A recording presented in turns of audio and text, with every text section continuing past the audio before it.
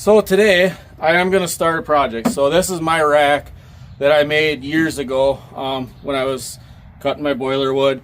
When we'd be taking stuff out of the woods, we were cutting stuff at 6 feet because it fit in the trailer. From basically being able to roll them in from the back, you could get more loaded in, and it came out as even 18-inch pieces. And then this was the rack that I had made. It was just a bunch of old 2x6s I had laying around. I set it up so that you'd line up your log at the end, and then you had your 18-inch blocks here on each one for cutting. And then I would just take them off of here. I would set them on top of some totes that I had upside down, and then from there I could take it off of there and split it, so it was never having to pick up from the ground. And then I have this here is my log rack that actually has a couple spots where it hooks over this, so I could load the logs up with the skid loader, roll them on here, cut them, then I would set them off here on top of something, and then pick them up from there and split them. So usually I kind of figured it out. What I could load on the deck here basically was enough that I could cut it up. I would get that all piled up on top of totes, and then I would split that pile, and then I would just kind of keep repeating the cycle. And it made it easy that, if I got to the point where I'd have a pile done, at the end of the day I would just clean up my sawdust and everything. That's why I always did it on the concrete. So today I'm going to make one of these for 16s. So we're going to get some measurements off of this and write it down on a piece of paper, and then we're going to go to the shop and we're going to start cutting pieces, and we're going to start making everything we need for it, and then we'll get it all screwed together, and then we'll see if the rack that I had for my other one, if that'll still work for the new one.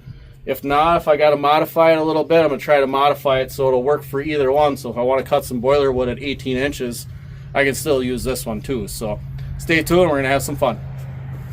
So I figured if I was going to have to pull extra measurements off of this, I figured I would get it carried over here. Got it closer to the shop. I'm working in the shop, so.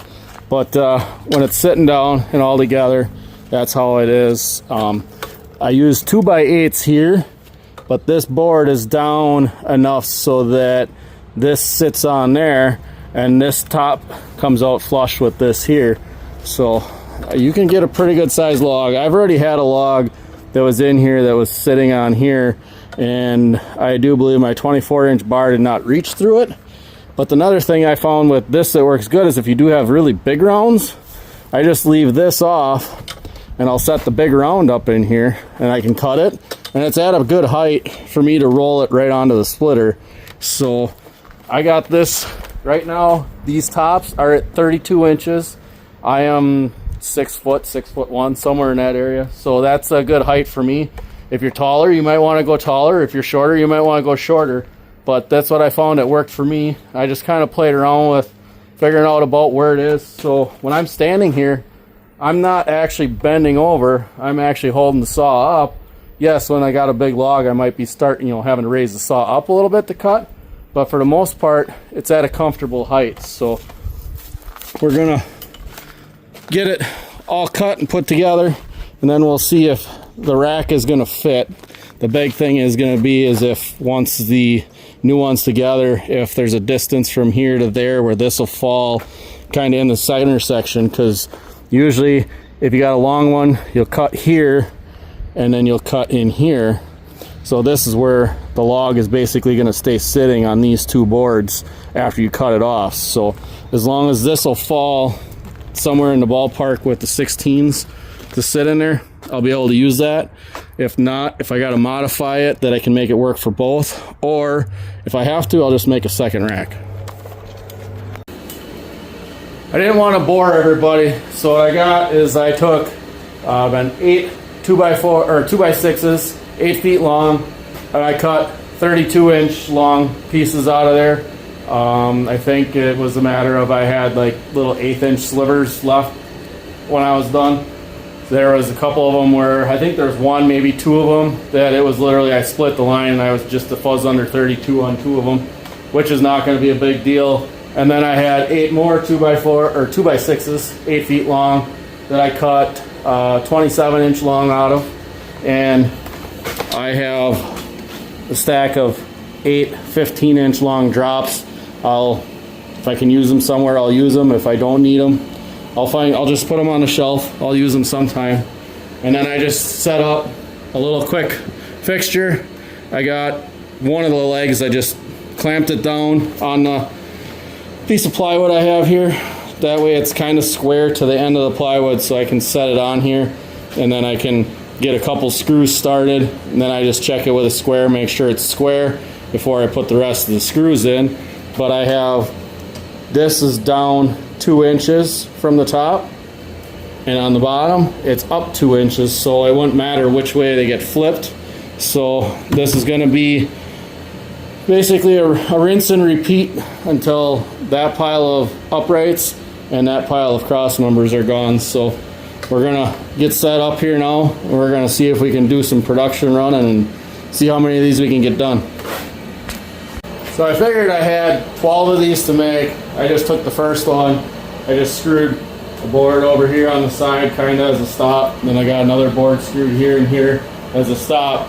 So what I can do is I can lay my tall boards on the sides, I can lay the cross boards in here, and then I can just use, I got 2-inch block, I can just make sure I got my 2-inch from the crossbar to the top. I can just check that on both ends, just make sure it's good, screw it down, pull it out, and just do it all over again. That should make it easier. I shouldn't have to pull out the square, I shouldn't have to pull out a ruler, measure nothing. So that's what we're gonna do. I'm gonna set the camera up and I'll do a couple of them.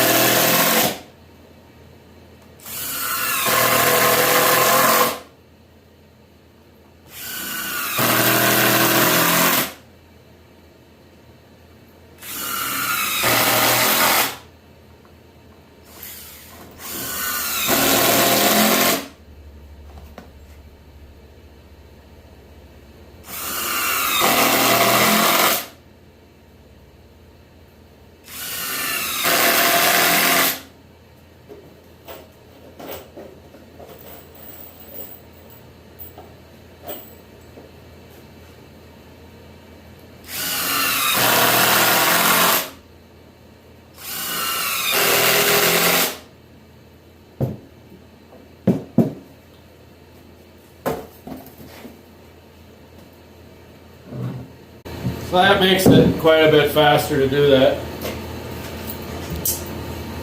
And if I were to throw a square on here and check it, it's pretty close to square. I mean, it's as square as it needs to be. We're not building the spaceship, but we're building a wood cutting rack, so this will work just fine. And you know, I didn't check this other end here, but I figure it should be pretty close for what it is. It'll be fine. I'm just gonna keep going and get these all set aside. Well, there you can see I got the new one all put together. Got the old one sitting over here. The rack off the old one will not work on the new one because this right here is wider than what this opening is. So I'll just end up making a rack similar to that to put on here. I'm just not going to worry about it right now, but I got it made, so now I can stick it in the shed, so it's kind of out of the way for right now. One of these days I'll actually get some more 2x6s. I'll make the rack similar to this so that I can use it. So I'll actually save this one. This one will probably get set somewhere. Either I'll set it upstairs in the barn, find a spot in the shed. At least that way it'll stay out of the elements. Maybe I should get a coat of paint, put a coat of paint on that one and on the new one once I got the new one all done and it's all dry.